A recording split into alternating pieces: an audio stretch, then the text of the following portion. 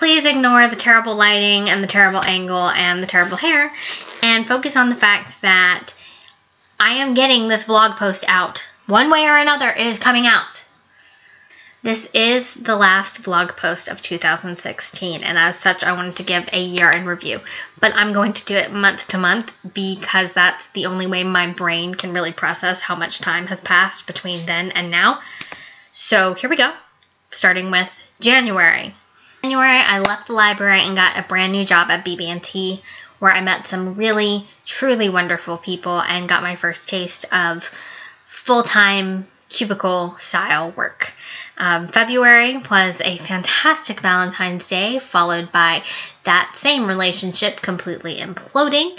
But Charlotte Rose was born, and that has definitely been a bright spot in this whole year. March is when I started to go to therapy, and it really did help me a lot with what I was going through at that time specifically, and also what I had been going through my entire life, i.e. anxiety and other problems. April was the Quidditch World Cup in Columbia, South Carolina, and I also got to visit my uncle and his family, which does not happen very often. Both things were a lot of fun and just something I really needed at the time. And then we had May, where I finally visited Disneyland for the first time. And even though I had never been there before, it was still like going home and reminded me of why I loved Disney so much. In June, I passed my Krav Maga Foundations test, which was something I wasn't sure I was going to make it through. Even as I was doing it, I kept thinking, I'm going to give up. I'm too tired. I'm too exhausted. This hurts too much. And yet I shuffled on and managed, and I'm very, very proud of that certificate, which is somewhere. July was a smaller trip, just 3 or 4 days at the beach with Caroline and Jennifer, but it was also one of the best trips because, you know, me and my girls and some margaritas and the ocean. What more can you ask for? Of course, it was also the month of car trouble, which was less fun, but that's fixed now, so we're not going to worry about it anymore. In August, my sister went to college, and I officially talked with my boss at the bank about the fact that I was not staying past the end of my contract at the end of September. So that was when everything really started to get very real concerning what was going to happen in October. But first, I did have September.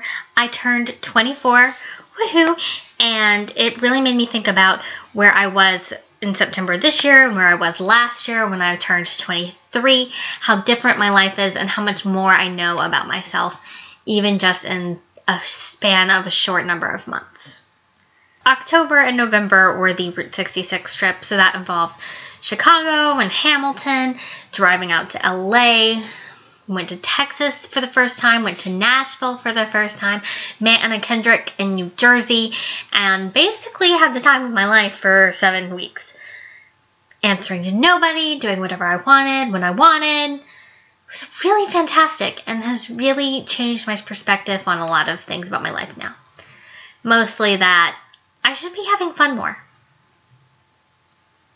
Some people might think I'm having too much, but no, I'm pretty sure I'm good. I'm happy, so I'm good. And now it's December.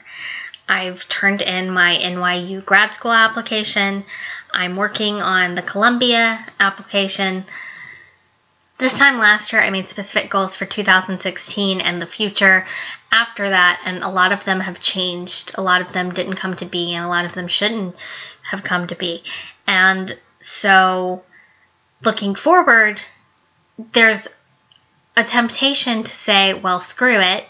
If you don't know what life's going to throw at you, how can you really plan for anything? How can you set goals for yourself?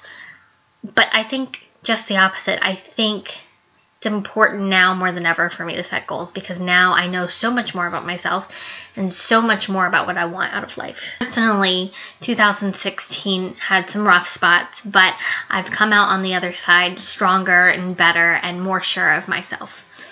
Maybe the fact that it's been mostly a good year for me is why it had to screw with me one more time, and basically total my car. Because while for me, 2016 was mostly a good year just with some rough spots, overall, it seemed like this year wanted to just take us all out back and beat us with a stick, right?